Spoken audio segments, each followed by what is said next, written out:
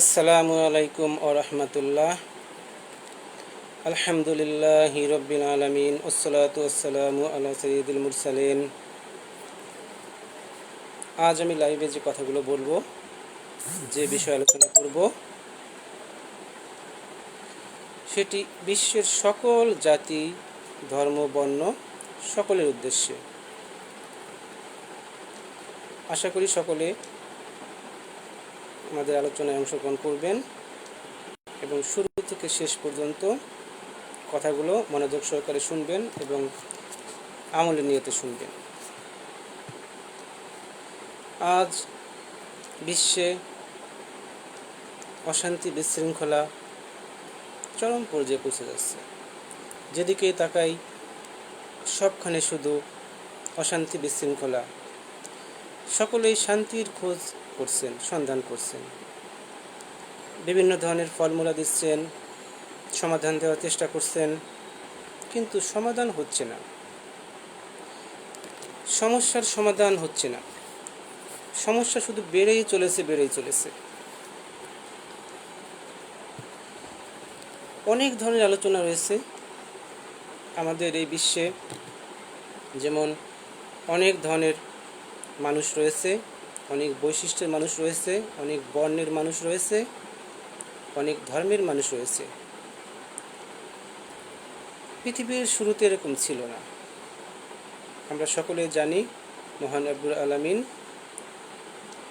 পৃথিবীর প্রথম মানব হযরত আদম আলাইহিস সালামকে পৃথিবীতে প্রেরণ করেছিলেন। তখন পৃথিবীতে শুধু দুজন মানুষই ছিলেন, হযরত আদম আলাইহিস সালাম এবং হযরত হাওয়া আলাইহিস সালাম। তো আমরা সেই থেকেই পৃথিবীতে বসবাস করে আসছে মানব জাতি।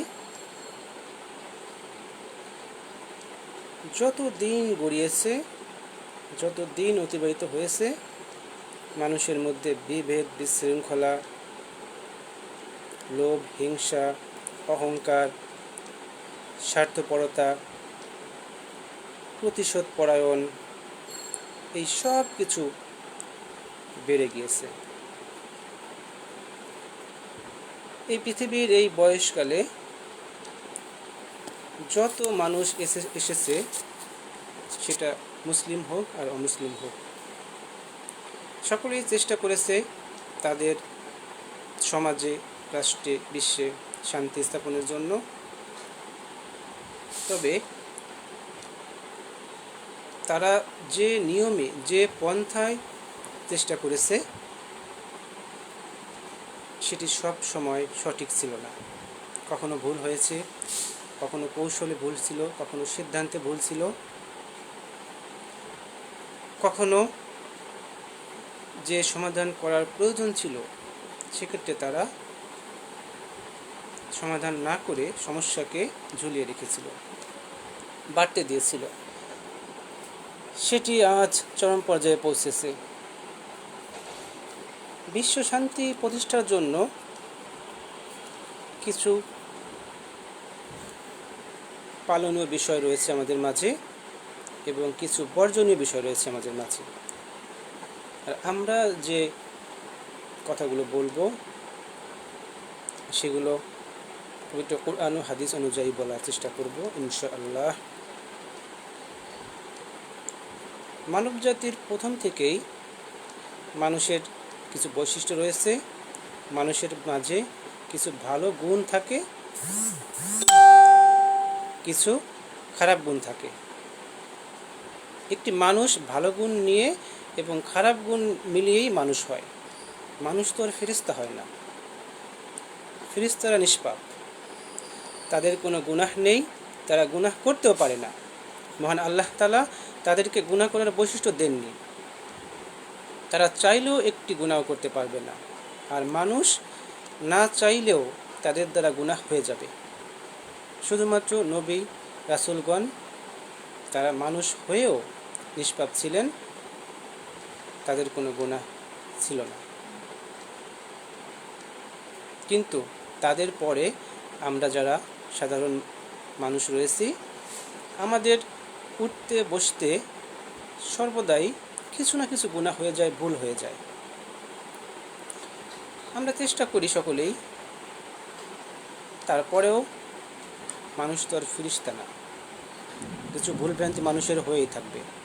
এটি সংশোধন করার চেষ্টা করতে হবে, সংশোধনের সুযোগ দিতে হবে, বোঝাতে হবে, পরিবেশ সৃষ্টি করতে হবে, নম্রতা সহকারে, ভদ্রতা সহকারে, সহনশীলতা সহকারে, ধৈর্যশীল হয়ে শান্তিপ্রিয় মানুষের আচরণ করতে হবে। এই সবগুলোই করতে হবে নিঃস্বার্থভাবে। কৃতজ্ঞতা স্বীকার করতে হবে যার যতটুকু অবদান রয়েছে এবং মূল্যায়ন করতে হবে। কখনোই অহংকার করা যাবে না, অহংকার পতনের মূল। অহংকার করা যাবে না, লোভ, হিংসা এগুলো থেকে বেঁচে থাকতে হবে। আর প্রতিশোধ পরায়ণ এটি খুব মারাত্মক একটি জিনিস। প্রতিশোধ পরায়ণ যদি বিশ্ব থেকে না চলে যায়, তাহলে কিয়ামত পর্যন্ত মানুষের ভিতরে মানবিকতা বোধ তৈরি করার যে চেষ্টা বিশ্ব মুসলিম জাহান করছে, সেটি সফল সম্ভব হবে না। প্রতিহিংসা পরায়ণ ত্যাগ করতে হবে। বিশৃঙ্খলা করা যাবে না, অশান্তি করা যাবে না, কাউকে অবমূল্যায়ন করা যাবে না, আর স্বার্থপরতা তো হওয়াই যাবে না। আমাদের সমাজে একটি বিভ্রান্তি হয়েছে, একজন মানুষের কিছু ভালো গুণ থাকে, আবার কিছু খারাপ গুণও থাকে। আমরা কারো বিষয়ে কথা বললে বা আলোচনা করলে বা মূল্যায়ন করতে চাইলে তার দুটো দিক নিয়ে আলোচনা করতে হবে। এভাবেই তাকে বিচার করতে হয়। কারণ মানুষের মাঝে ভালো গুণ যেমন থাকবে, খারাপ গুণও থাকবে। শুধুমাত্র ভালো গুণ নিয়ে আলোচনা করলাম, তাকে প্রশংসায় অতিরিক্তভাবে তাকে প্রশংসিত করলাম, তার খারাপ দিকগুলো আমরা বিচার বিশ্লেষণ করলাম না, এটি যেমন ঠিক নয়, তদ্রূপ তার খারাপ দোষগুলোকে আমরা সামনে নিয়ে আসলাম, তাকে হেয় প্রতিপন্ন করলাম, তার ভালো দিকগুলো ভুলে গেলাম, তার ভালো দিকের মূল্যায়ন করলাম না, এটিও ঠিক নয়। এটা করলে কি হবে? আজ যিনি অন্যকে হেয় প্রতিপন্ন করছেন বা আংশিক মূল্যায়ন করছেন অন্ধবিশ্বাস করে, একদিন সেও হয়তো এমন পরিস্থিতির ভিতর পড়তে পারে যেটা সে কল্পনাও করেনি। এটা আমাদের মনে রাখা উচিত।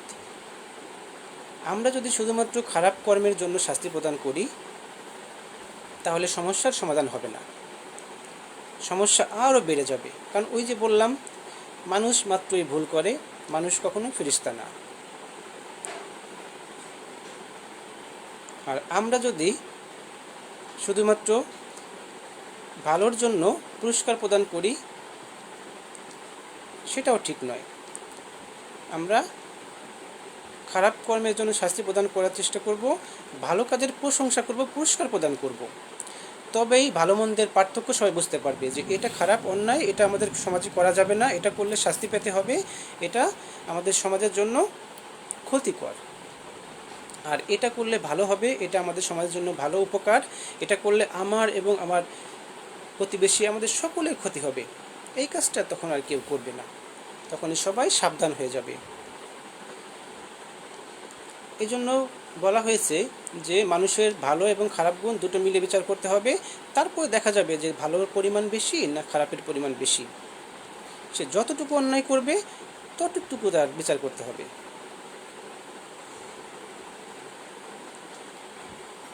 এই কথার পক্ষে সবথেকে বড় যুক্তি হলো, পবিত্র কোরআনে মহান আল্লাহ তাআলা অসংখ্য আয়াতে বলেছেন।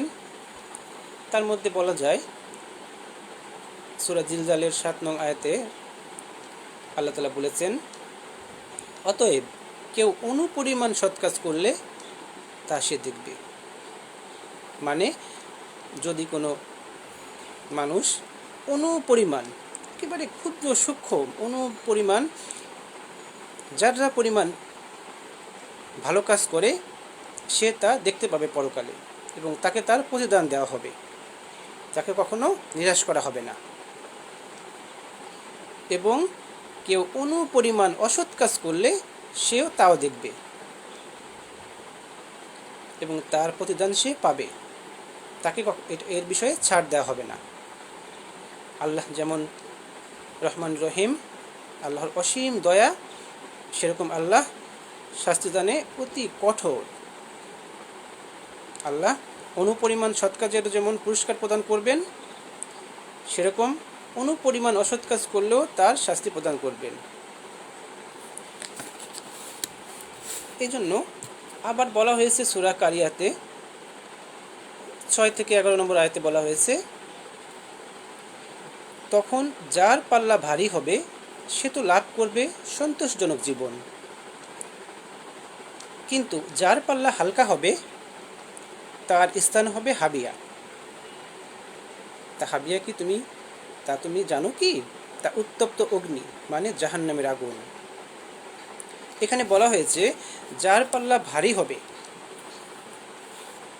সে জান্নাতের অগ্রসর হতে পারবে, আর যার পাল্লা হালকা হবে তার স্থান হবে হাবিয়া, সে জাহান্নামের দিকে চলে যাবে।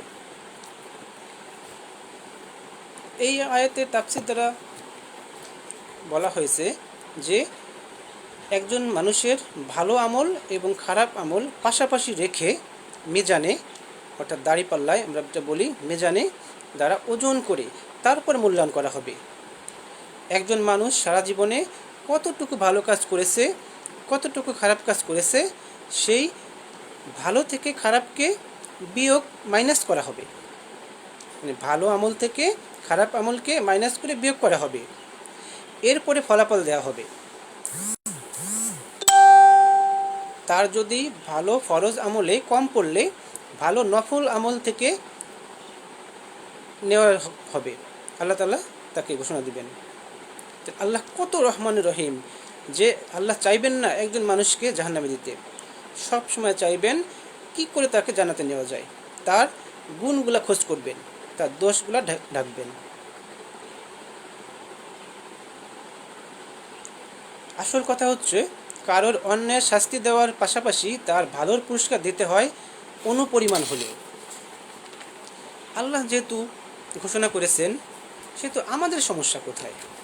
আমরা কেন মানুষের দোষ সন্ধান করি, শুধু তার ভালো সন্ধান করি না? একজন মানুষের একটা দোষ পেলে মানুষ চেষ্টা করে তার আরও কত দোষ রয়েছে তার ভিতরে সব খোঁজ বের করা, সেটা সরাসরি হোক, গোপনে হোক, তাকে ফলো করে হোক, তার দোষ সন্ধান করার তার চেষ্টা লেগে যেতে হয়। এটা ঠিক নয়। আবার যদি কারোর মধ্যে একটা ভালো গুণ পাওয়া যায়, অনেকেই চেষ্টা করে যে তার কত ভালো গুণ রয়েছে সেটাই চেষ্টা করি আমরা, কিন্তু এটা হবে না। ভালো গুণ এবং খারাপ গুণ এই দুটো মিলিয়েই একজন মানুষ কখনো ফেরেশতা হয় না। ফেরেশতার কখনো ভুল হয় না, মানুষের ভুল হয়, মানুষের অন্যায় হয়। আল্লাহ যেমন আখিরাতে মানুষের বিচার করবেন ভালো মন্দর মিলিয়ে মিজানে দাঁড়িপাল্লায় মেপে। আল্লাহ বলেন নাই যে একজন মানুষ 100 ভাগের মধ্যে 80 ভাগ গুনাহ করেছে এবং 20 ভাগ আমল করেছে, এখন যেহেতু আমল করা হয়ে গেছে এখন তার কোনো বিচার লাগবে না, 80 ভাগ যেহেতু সে খারাপ কাজ করেছে তাকে জাহান্নামে দিয়ে দাও, তার এই 20 ভাগের ভালোর কোনো কাজ আসবে না, এভাবে আল্লাহ বলেননি। আল্লাহ বলেছেন তার আমল দুটিকে নিয়ে আসো আমার কাছে, এসে আমি দেখি ওজনে মিজানে দাঁড়িপাল্লায় মেপে কি করা যায়, তার কোথায় ঘাটতি আছে, তার ফরজ আমলে কম পড়লো কিনা, সেখান থেকে তার নফল আমল থেকে খুঁজে নিয়ে আসো কোনো আমল রয়েছে কিনা। তারপরে আল্লাহ তাকে শেষ ফিনিশিংয়ের আল্লাহ সিদ্ধান্ত গ্রহণ করবেন। আল্লাহ তো একবারে বলে দেননি যাও এই মানুষটা তো 80 ভাগ গুনাহ করেছে, ওকে এখন থেকে বাদ দিয়ে দাও, জাহান্নামে দিয়ে দাও, এভাবে আল্লাহ বলেননি। আল্লাহ ধৈর্যশীল সহনশীলভাবে আল্লাহ মানুষকে মূল্যায়ন করছেন, তার বান্দাকে মূল্যায়ন করছেন। আর মানুষ হয়ে আমরা এত অধৈর্য হই কী করে? একজনের দোষ পেলেই তাকে আমরা খারাপ বলি, আর একজনের গুণ পেলে তাকে আমরা প্রশংসা করি, এটা ঠিক নয়। না হলে সবাই অন্যায় থেকে বেঁচে থাকবে কি করে? সকলে ভাববে যেহেতু আমি অন্যায় করেছি সেহেতু আমি আর ভালোর পথে যাব না, আমি অন্যায় সারা জীবন করেই যাব, এটা না।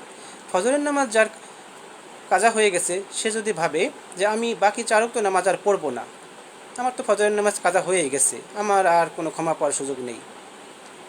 সে তো সে গুনার পরিমাণ তার বেড়েই গেল, এবং এর জন্য দায়ী হবে যারা তাকে সুযোগ দিল না। এই জন্য একটা গুনাহ হয়ে গেলে পরবর্তীতে তওবা করে তাকে চেষ্টা করতে হবে ভালো পথে আসার জন্য। আমাদের সমাজের একটি ভুল রয়েছে, মারাত্মক ভুল। আমরা কাউকে তার ভালো গুণের জন্য মাথার উপরে উঠিয়ে ফেলি, মাথার তাজ করে ফেলি, যে আপনার থেকে ভালো মানুষ আর পৃথিবীতে নেই, আপনি হচ্ছেন আমাদের মাথার মুকুট, আপনি হচ্ছেন বিশ্বের সেরা মানুষ। তার প্রশংসায় আমরা এমন আচরণ করি, সে আমাদের মাথার উপরে উঠে নিজেকে অনেক বড় মনে করে। এটাই হচ্ছে অতি বাড়াবাড়ি। আবার কাউকে তার খারাপ গুণের জন্য যখন তাকে ভৎসনা করি, তাকে নিয়ে নিন্দা করি, তখন তাকে কি করি? আমরা পায়ের নিচে ফেলে দিই, যে আপনি সবচেয়ে খারাপ মানুষ, আপনার মতো খারাপ মানুষ বিশ্বে আর একটাও নেই, তাকে পায়ের নিচে ফেলে দিই। এটাও অতি বাড়াবাড়ি। এই দুটির একটিও ঠিক নয়। যখন কারো প্রশংসা করব, পরিমিত পরিমাণে করব, যতটুকু সে প্রশংসার যোগ্য ততটুকু করব।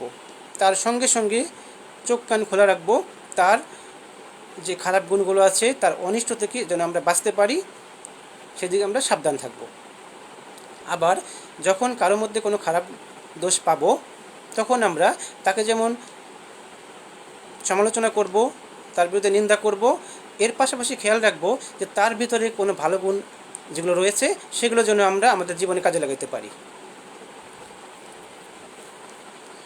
এগুলো আমরা খেয়াল রাখব। আমরা কখনো কাউকে মাথার উপরে উঠাবো না, পায়ের নিচে ফেলবো না। যার যতটুকু ভুল অন্যায় তাকে ততটুকু শাস্তি দিব, আর যতটুকু তার অবদান ন্যায়সঙ্গতভাবে তাকে তার প্রাপ্য সম্মান দিতে আমরা ভুলব না। আর একজনের দোষের কারণে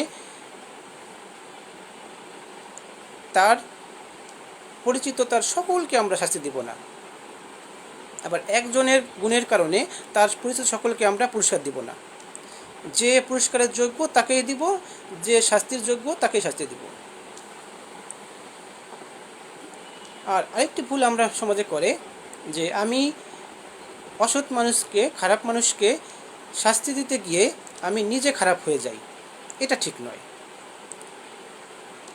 কুকুর যেমন মানুষের পায়ে কামড় দেয়, সেটা কুকুরের কাজ, মানুষের কাজ নয়। এখন মানুষ যদি ভাবে যে কুকুরকে আমি কামড় দিব, এটা তো ঠিক নয়। মানুষ কুকুরকে তাড়িয়ে দিতে পারে, কিন্তু তার পায়ে কামড় দিয়ে তার স্বভাব বৈশিষ্ট্য নয়, তার সঙ্গে এটা যায় না। যে অন্যকে শাস্তি দিতে গিয়ে গালি দেয়, সে বিবেকহীন। গালি দেওয়া আমাদের সমাজে জঘন্য একটি কাজ। আমাদের কোরআন হাদিসে বলা হয়েছে, গালি দেওয়া, অশ্লীল বাক্য উচ্চারণ করা জঘন্য অপরাধ। কোনো সুস্থ সবল মানুষ, কোনো মুসলিম মুমিন ব্যক্তি গালি ব্যবহার করতে পারে না। এর অর্থ হচ্ছে, যখন কোনো ব্যক্তি কারোর সঙ্গে পেরে ওঠে না, কোনো ব্যবহারে, আচরণে, যোগ্যতায়, সম্মানে শেষ পর্যন্ত না পারে, তখন সে গালি ব্যবহার করে জিততে চায়। এর দ্বারা প্রমাণ হয় সে আগেই হেরে গিয়েছে। গালি দেওয়া সমীচীন নয়। আর যে অন্যকে সংশোধনের জন্য উত্তম আচরণ করে, সে হচ্ছে আসল বিবেকবান। যতদিন পর্যন্ত পৃথিবীতে মানুষ সঠিকভাবে বিচার না করবে, মূল্যায়ন না করবে, পরিমিত প্রশংসা, পরিমিত শাস্তি প্রদান না করবে, ততদিন বিশ্বে শান্তি আসবে না। এটি আমাদের নবী হযরত মুহাম্মদ মুস্তাফা সাল্লাল্লাহু আলাইহি ওয়াসাল্লাম অনেক বছর আগে, 1000 বছর আগে বলে গিয়েছেন, সাহাবীরা বলে গিয়েছেন, সম্মান দিলে সম্মান পাওয়া যায়, মূল্যায়ন করলে মূল্যায়ন পাওয়া যায়, সৎ থেকে ধৈর্য ধরলে বিজয় পাওয়া যায়।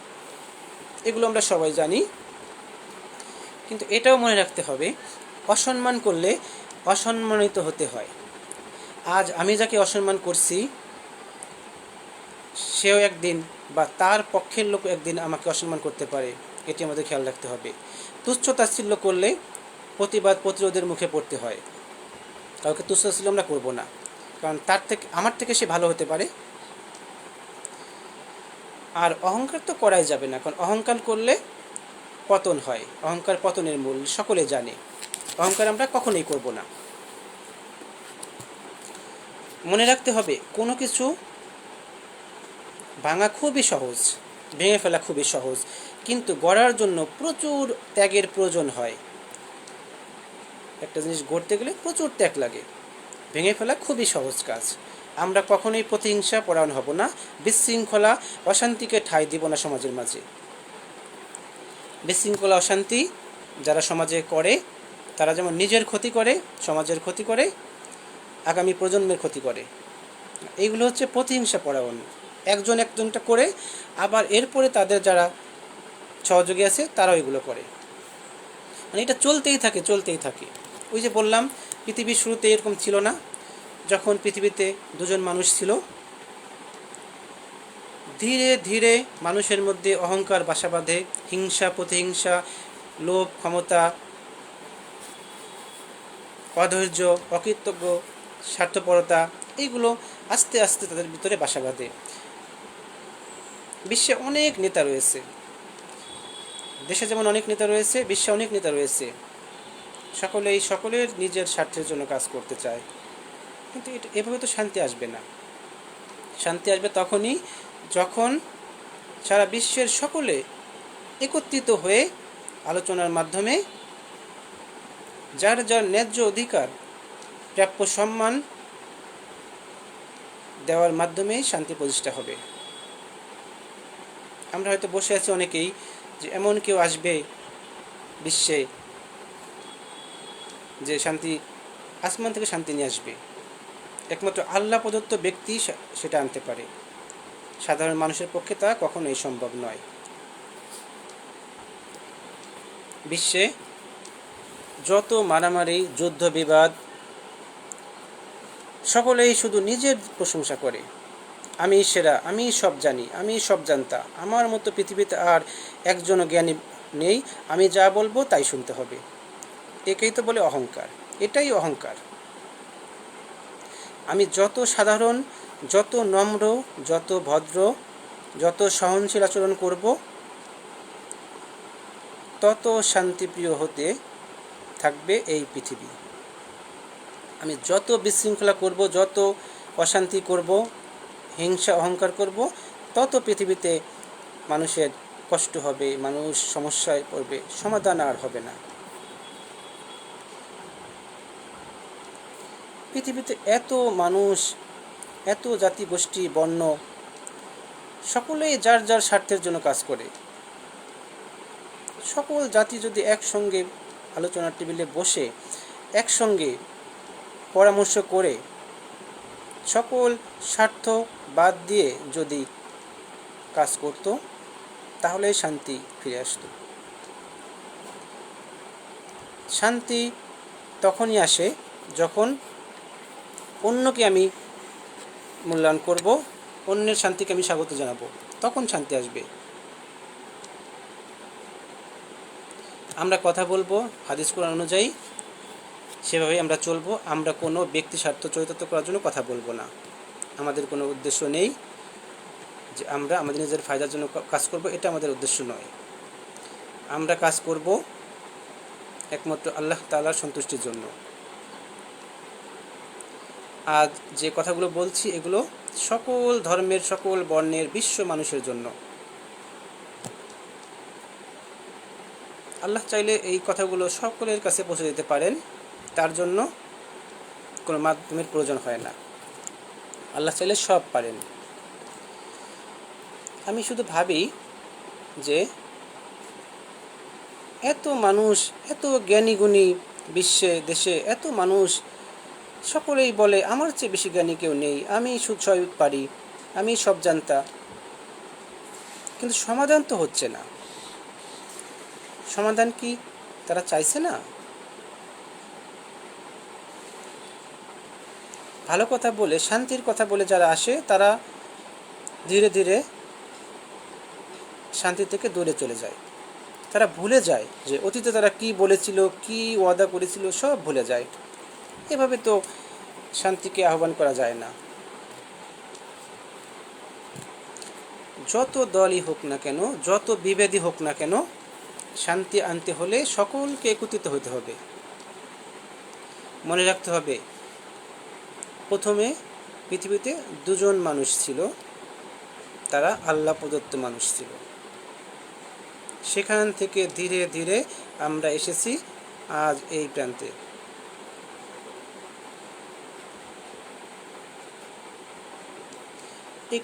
কত নীতিমালা রয়েছে, কত সংবিধান রয়েছে, কত বিশ্বে বড় বড় বই পুস্তক সব রয়েছে, ফর্মুলা রয়েছে, কোনোটাই কাজে আসছে না। এখন আল্লাহ প্রদত্ত ব্যক্তি কখন পৃথিবীতে আসবেন, তখন শান্তি প্রতিষ্ঠা করবেন, সেই অপেক্ষায় আমাদের থাকলে চলবে না। তখন তো আসবেন, তখন আসবেন এবং অবশ্যই তিনি শান্তি প্রতিষ্ঠা করবেন, এটার মধ্যে কোনো সন্দেহ নেই। তো এখন কি হবে? এখন দিন তো চলেই যাচ্ছে, অশান্তি তো বেড়েই যাচ্ছে। এই জন্য সকলের উচিত পরামর্শ সহকারে অন্যের দোষ না খুঁজে নিজের দোষগুলোকে নিয়ে আলোচনা করা, নিজের মধ্যে কী কী ভুল রয়েছে আলোচনা করা। আমাদের কোনো চাওয়া পাওয়া নেই, আমাদের কিছু কথা বলার দরকার ছিল, অনেক দিনের অনেক গবেষণার ফল হিসেবে কিছু কথা বলা প্রয়োজন ছিল, তাই বলার চেষ্টা করছি। প্রত্যেকেরই উচিত কিছু না কিছু চেষ্টা করা, না হলে আমাদেরও জবাব দিতে হবে আল্লাহর কাছে যে আমি কিছু বলতে পারতাম, কেন বললাম না, কিছু করতে পারতাম, কেন করলাম না। কিছু বলার জন্য, কিছু করার জন্য কোনো ক্ষমতার প্রয়োজন হয় না, কোনো অর্থের প্রয়োজন হয় না, কোনো ডিগ্রির প্রয়োজন হয় না। যে কোনো পরিস্থিতিতে, যে কোনো পরিবেশে, যে কোনো ব্যক্তি, যে কোনো স্থান থেকে কিছু না কিছু সমাধানের পথ বলতে পারে, সন্ধান দিতে পারে। সে হোক কম জ্ঞানী, হোক কম বিত্তশালী, হোক কম ডিগ্রি, তার ফর্মুলা যদি সকলে শুনে, হতে পারে এই ফর্মুলার মাঝেও সমাধান থাকতে পারে। কাউকে তুচ্ছ-তাচ্ছিল্য করা যাবে না। অনেকের ফর্মুলা তো দেখা হলো, অনেকেই তো বলছে, কিন্তু কোনো ফর্মুলা কাজে আসছে না। যেই ফর্মুলা দেয় সে আবার যখন ক্ষমতায় পেয়ে যায়, তখন তার সে আগের ফর্মুলা বাতিল হয়ে যায়। এটা কোন নিয়ম? এভাবে তো শান্তি আসবে না। অতীত, বর্তমান, ভবিষ্যৎ, এই 3 প্রজন্মের 3 ধরনের মূল্যায়নকে নিয়ে যদি আমরা চলতে পারি, তাহলেই শান্তি আসবে। নাহলে দিনের পর দিন, যুগের পর যুগ, শতাব্দীর পর শতাব্দী এভাবে চলতেই থাকবে। আমরা শুধু কিয়ামতের অপেক্ষায় করে যাব, কিন্তু সমাধান হবে না, অশান্তি আর দূরে যাবে না। আমাদের সকলের উচিত একজোট হয়ে সকলেই বলতে একজনও বাদ যাবে না, সকলেই। ওই যে বললাম, আজ আমি যাকে তুচ্ছ-তাচ্ছিল্য করছি, আজ আমি যাকে হেয় প্রতিপন্ন করছি, আজ আমি যে উদ্দেশ্যে বিশৃঙ্খলা করছি, অশান্তি করছি, সেই একই কারণে যদি আমার উপরে এগুলো আসে, আমাকে কেউ দোষারোপ করে, আমার ক্ষতি করার চেষ্টা করে, তাহলে আমি বুঝবো যে আমি অতীতে কি করেছিলাম। যারা অতীতে ভুল করে, অন্যায় করে, তারা যেমন আজ বুঝতে পারে, এরকম আজ আমি যে অন্যায় করছি, আজ আমি যে ভুল করছি, সেগুলো একদিন না একদিন যখন আমার এগুলো অতীত হয়ে যাবে, তখন আগামীর ভবিষ্যতে যখন তার অন্য কেউ আসবে, তখন তাদের ওই বর্তমানে থেকে তারা অতীতকে মূল্যায়ন করবে না। অতীত একসময় বর্তমান হয়ে যায়।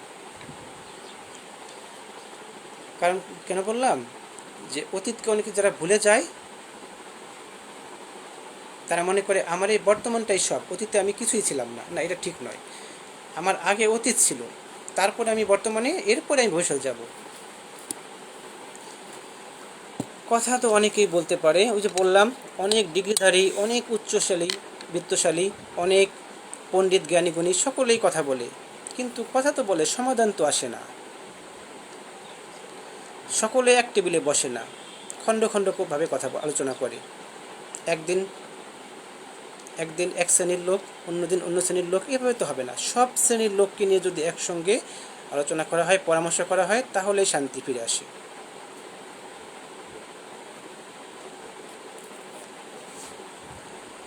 আর শান্তি যখন পৃথিবীতে আসবে তখন শুধু মুসলিম নয়, অমুসলিমরাও এর সুফল ভোগ করবে।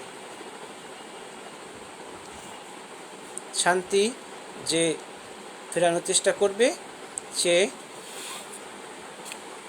এতটাই পুরস্কারের যোগ্য হবে যে তার দ্বারা বিশ্বের সকল শ্রেণীর মানুষ, সকল ধর্মের মানুষ উপকৃত হবে। তাহলেই বোঝা যাবে যে সত্যিকারের জ্ঞানী কে।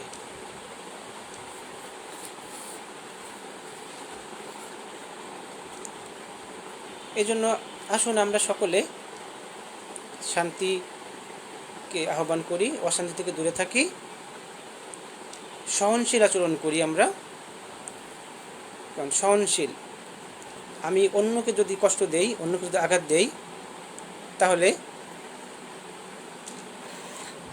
শান্তি কখনোই আসবে না। সেও আমাকে একদিন অশান্তির আগুনে পোড়ানোর চেষ্টা করবে।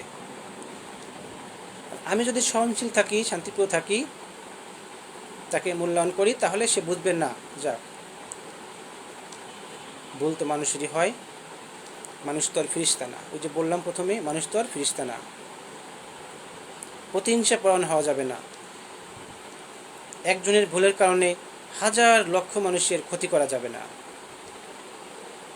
একজনের দোষের কারণে হাজার লক্ষ কোটি মানুষের ভবিষ্যৎকে নষ্ট করা যাবে না। আমি সেরা, আমি সব, আমি জ্ঞানী, এগুলো বলা যাবে না, এই কাজও করা যাবে না। আমি যতটুকু জানি, আমি মনে মনে ভাবি যে আমার চেয়েও ভালো মানুষ, জ্ঞানী মানুষ এই আমার আশেপাশে রয়েছে, তাদের সঙ্গে আমি পরামর্শ করে চলব। এটাই আমাদের হওয়া উচিত।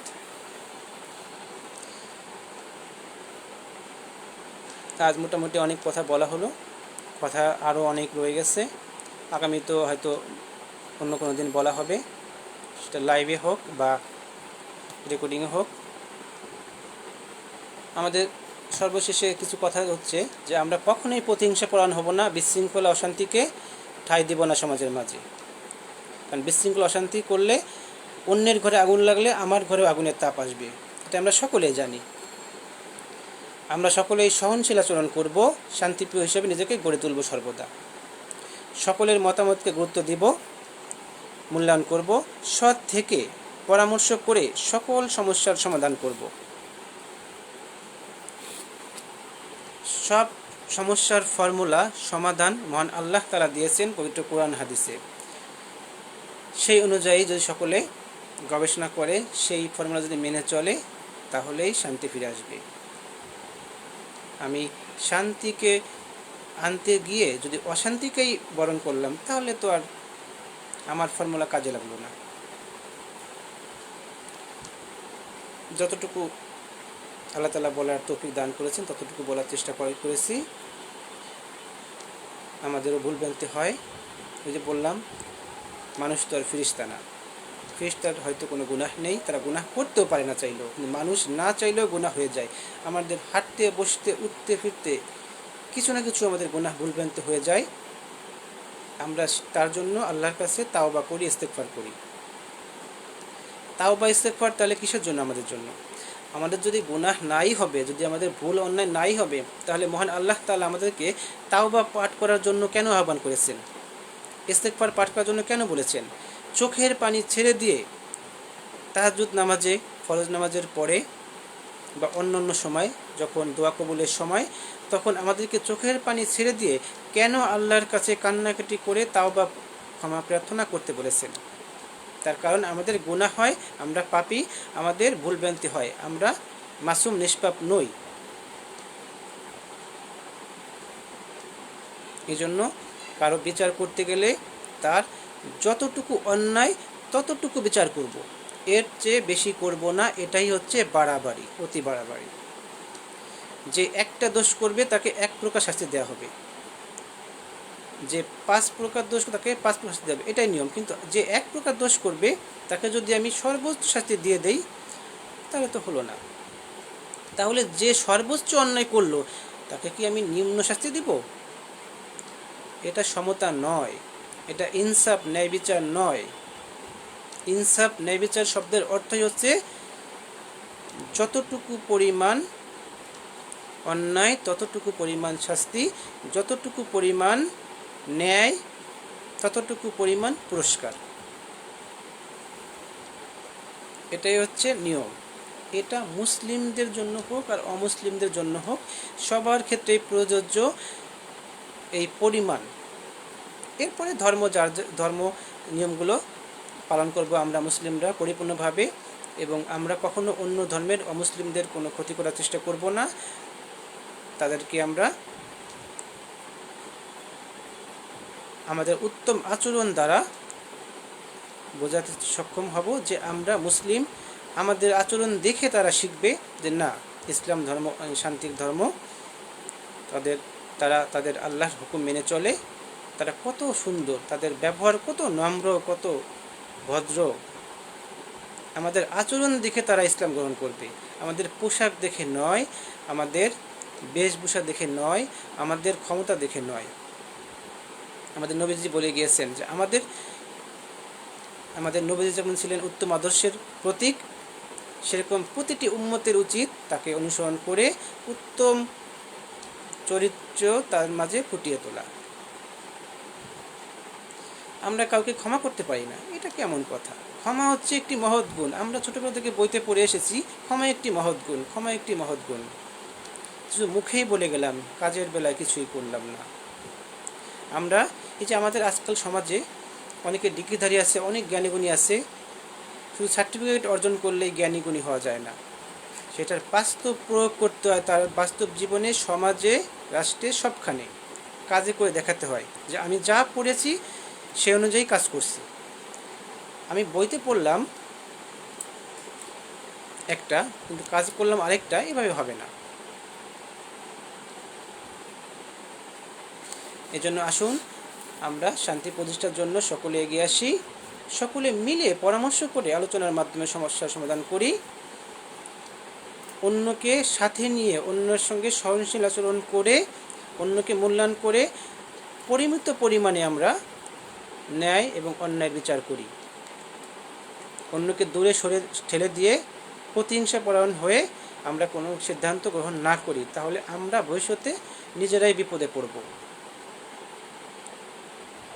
একটার পর একটা বিপদ আমাদের কিয়ামত পর্যন্ত আসবে, এটা আমরা কখনোই চাই না। এর থেকে বাঁচার জন্য মহান আল্লাহর কাছে আমরা সর্বদা তাওবা ইস্তেগফার পাঠ করব, কামনা করব। নিজের দোষ খোঁজার চেষ্টা করব, অন্যের দোষের পিছনে আমরা পড়ে থাকব না। একজনের ভুলের কারণে, একজনের অন্যায়ের কারণে অন্যকে আমরা শাস্তি দিব না। একটা ভুলের জন্য শাস্তি একটাই হবে, 10টা নয়। আর 10টা গুণের কারণে একটা পুরস্কার হবে না, 10টাই পুরস্কার হবে। আমরা অন্যকে সংশোধন হওয়ার চেষ্টা করব, সংশোধনের জন্য তাকে সুযোগ দিব।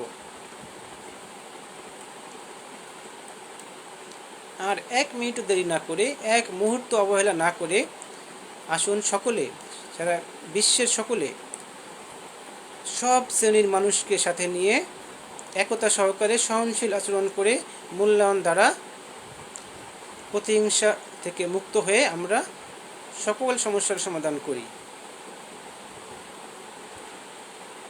আমাদের হয়তো ক্ষমতা নেই, কিছুই নেই, তারপরেও বলার চেষ্টা করলাম। পৃথিবীর মানুষ হয়তো না শুনতে পারে, এই কথার মূল্যায়ন না করতে পারে, ভাবতে পারে যে আমাদের কথার দ্বারা কোনো ফায়দা হবে না, আমাদের কথা বলার কী অধিকার আছে। কিন্তু মহান আল্লাহ তাআলা আমাদেরকে অধিকার দিয়েছেন কথা বলার। এই কথাগুলো দুনিয়ার মানুষ যদি কাজে না লাগায়, পরকালে তারা দেখতে পাবে যে যাক, এই কথাগুলো যখন ছিল তখন আমরা এই কথাগুলো কাজে লাগাইনি, তাই আজ আমাদের এই অবস্থা।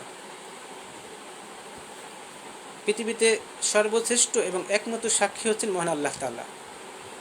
তাকে বাদ রেখে কোথাও কোনো 1 সেকেন্ডের জন্য কোনো কর্ম সম্পাদন হয় না।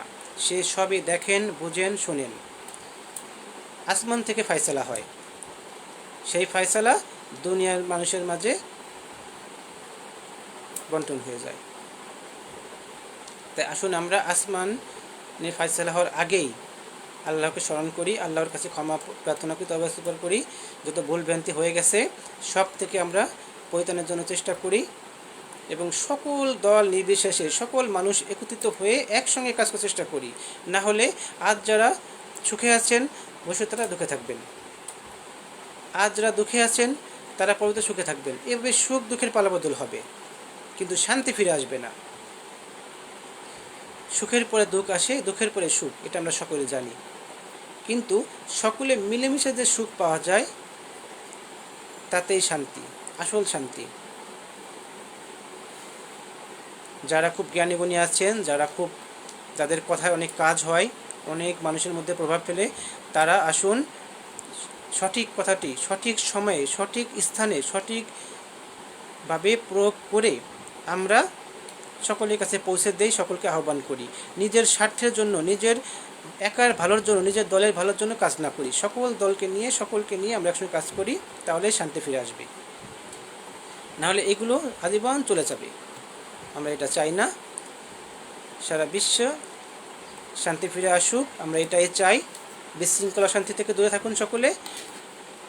আর যার যার কবরে শেষে যাবে, অন্যের কবরে আমি যাব না, আমার কবরে অন্য কেউ যাবে না। আমি যতটুকু করে যাব ভুল, এগুলো আমার কবরে থেকে যাবে, আমার সঙ্গে কেউ যাবে না। আজ যারা আমাকে সাপোর্ট করছে, অসৎ বন্ধুরা যারা আমাকে হুকুম দিচ্ছে, এরা আমার সঙ্গে যাবে না, আমিও তাদের সঙ্গে যাব না। এজন্য আসুন নিজের ভালো নিজেই খুঁজে নেই, সকলেই শান্তির জন্য আহ্বান করি সকলকে, সকলে মিলেমিশে থাকি। আর একটাও যেন অশান্তি না হয়, প্রতিহিংসা না হয়, সকলে মিলেমিশে থাকি এবং সকলে অহংকার মুক্ত থাকি। তাহলে আল্লাহ তাআলা শান্তি স্থাপন করবেন পৃথিবীতে, আমাদের সমাজে, আমাদের মাঝে। আপনারা যারা কষ্ট করে কথাগুলো শুনছেন বা শুনলেন, সকলকে অনেক অনেক ধন্যবাদ। আগামীতে হয়তো চেষ্টা করব কিছু কথা বলার জন্য, যদি আল্লাহ তৌফিক দান করেন। আপনারা সকলে ভালো থাকুন এবং সকলেই দোয়া করেন, প্রার্থনা করেন আল্লাহর কাছে, আল্লাহ শান্তি সবার মাঝে যেন চলে আসে, সারা বিশ্বে, শুধু দেশ না, সারা বিশ্বে যেন শান্তি চলে আসে। সারা বিশ্বের মুসলিম এক জাতি, এটা আমরা মনে রাখবো এবং সকলে মিলে আমরা শান্তির জন্য চেষ্টা করব, দোয়া করব। মহান আল্লাহ তাআলা আমাদের সকলকে আমাদের গুনাহগুলো ক্ষমা করে দিয়ে আমাদেরকে নেক আমল করার তৌফিক দান করুন এবং আমার নিজের ভালো, নিজের শান্তির জন্য এবং অন্যের ভালো, অন্যের শান্তির জন্য চেষ্টা করা, ফিকির করার তৌফিক দান করুন। আমিন। সকলে ভালো থাকবেন। আবার হয়তো ইনশাআল্লাহ কখনো দেখা হবে, যদি আল্লাহ তৌফিক দান করেন। আমিন। আসসালামু আলাইকুম ওয়া রাহমাতুল্লাহ।